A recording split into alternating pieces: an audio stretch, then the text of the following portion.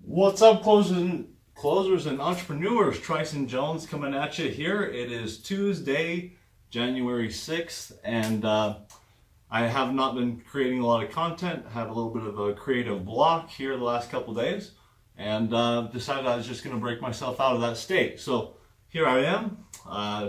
Decided to dig deep, figure out what was going on, figure out what I needed to do, to change it, and all of a sudden, now I can create again. So I'm learning about myself every single day.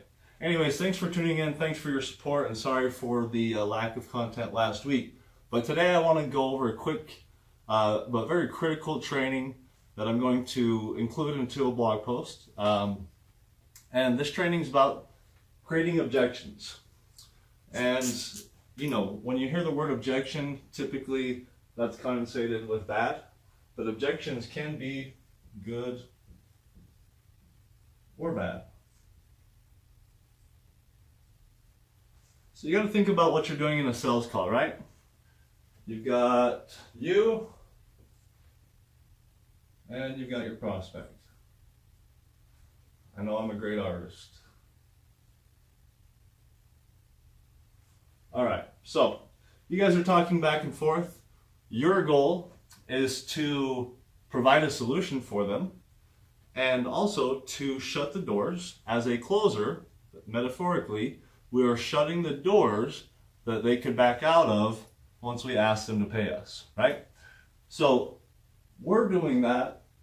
I got news for you. Your customers are closers too. They're doing the same thing. They are going through this conversation. They are shutting doors that you can back out of. They're listening for doors that they can back out of. And ultimately, if for whatever reason the value isn't there, or they don't want to buy from you, then they're going to hold that door open. So our job is to make sure all those doors are shut, whether that's proactively or reactively. And this is where what a lot of people miss, right? So if you're closing and you're being proactive about shutting the doors, then creating objections is going to be a good thing for you. Because creating objections is going to bring out, you know, any questions that they have, any concerns.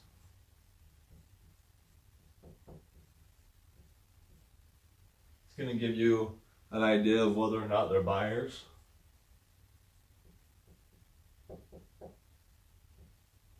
Can do a lot of things because you know your product, your service, and your customers, and you know that there's objections or concerns that they all are going to have.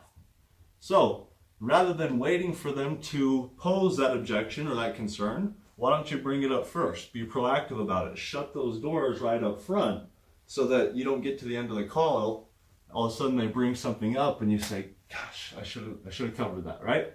So creating objections can be good.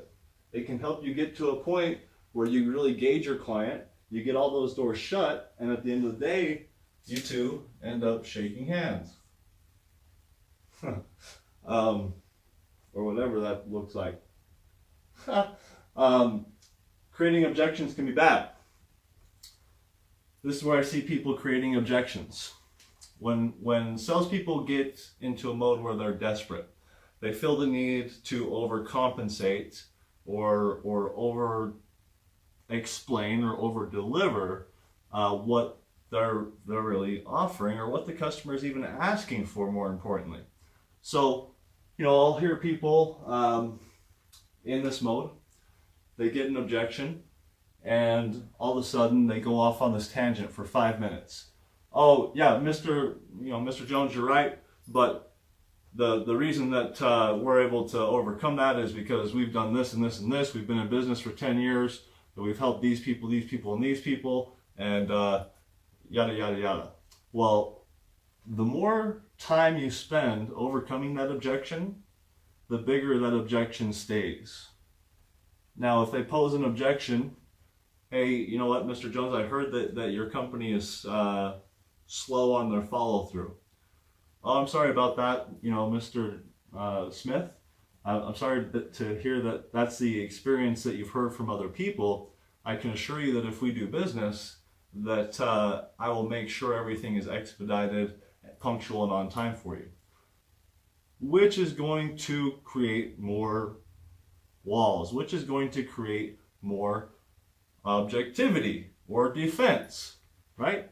Going off about all the stuff that you've done and how great you are, or just telling him you'll make sure that his concern is taken care of, right? Not only that, but the most fundamental rule when somebody brings up an objection, other than this, keep it simple, stupid. That is the most fundamental rule. But the second most fundamental rule when somebody poses an objection is to be agreeable.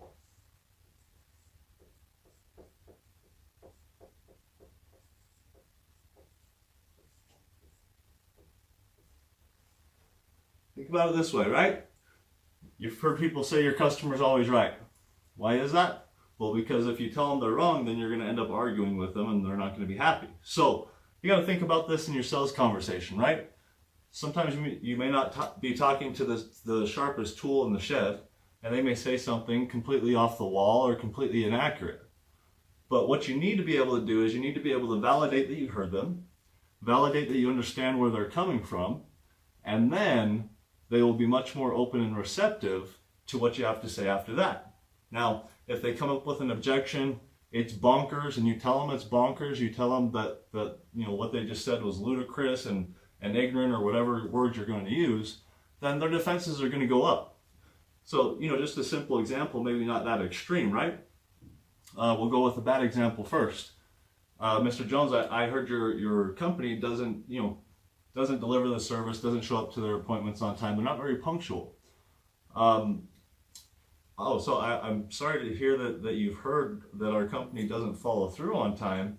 I personally don't have that problem much unless there's an outside setback, but I'll make sure that doesn't that doesn't happen if we do work together.